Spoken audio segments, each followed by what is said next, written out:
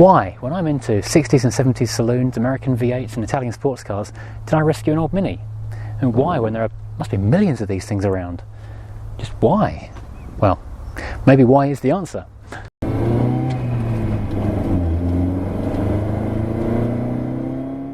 My interest in these started last year when I shot a feature for Modern Mini magazine all about wire edge Minis. Where did it all begin? Because most people don't realise, and I didn't at the time, that before the Mini went on sale in July 2001, BMW had to build a load of these things for, obviously, for prototyping, for the press fleet to show to magazines, for the dealership to have when they launched the car, and for just technician training so they could train people how to fix them. And these were all registered as wire plates, which is, early 2001.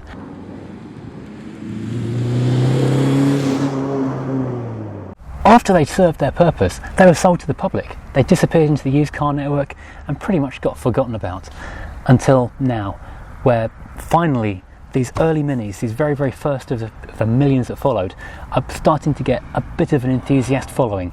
People are realising that anything with a wire edge is perhaps a little bit special.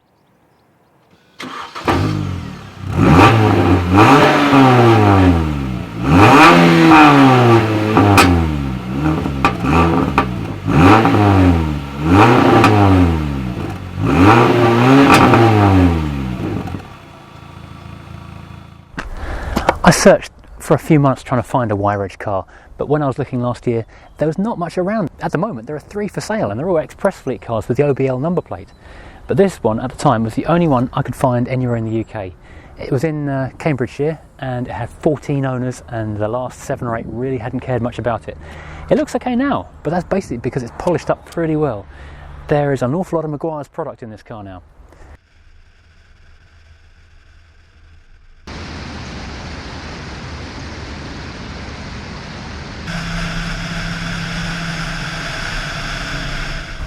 When I bought it, it was pretty clear the front end had been damaged in a small accident. The bonnet was creased, there were stickers over the cracks in the bumper, so pretty early on in my ownership I had to find a second-hand bumper and bonnet and get them painted and fitted, and it looks pretty good actually.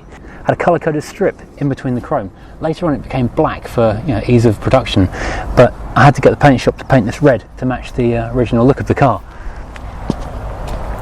These early scuttles are different to later ones. They're much larger hexagon with finer plastic. This one's cracked and I cannot find a spare one for it anywhere.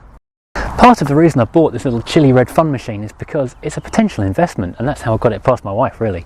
Potentially these are one of the future risers of the classic car market. It's a classic that's about to happen, and maybe it's that investment that I missed out on with the Porsche 911 and every other Porsche and the Mark II Escorts and Mark I Escorts.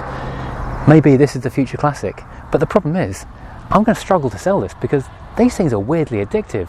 I mean, it's got that big smiling face at the front that makes you want to give it a big hug first thing in the morning, and it looks like a little cute yappy dog or something that just wants to go and have a scrap and race around, and it does.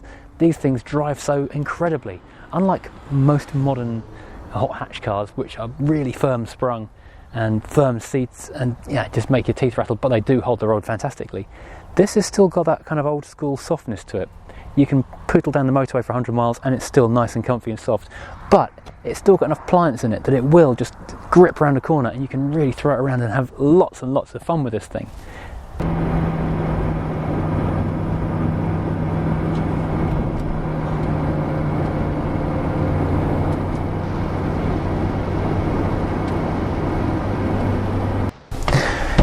The interior on these cars is fantastic.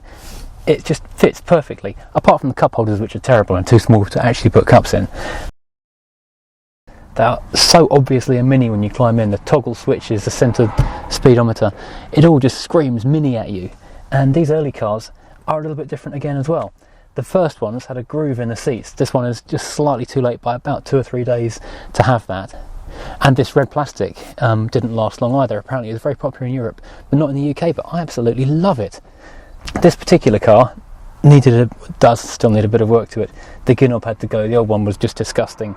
The steering wheel's got a few scratches, but I can live with that. And it's missing the DSC button, so I'm hoping I don't need to turn that off anytime soon. When I first got it, the seats were revolting. I had to scrub them a lot and then hit it with a Meguiar's odour bomb to get the smell out. It smelled like someone had died in an ashtray. but it's actually come up pretty nicely in the end, although it was now a little bit wasted because this repair on the seat is coming off and it wasn't great to start with. I've now got a set of replacement seats and some better door trim from a car that was built along the production line from this particular car, so it really is its brother.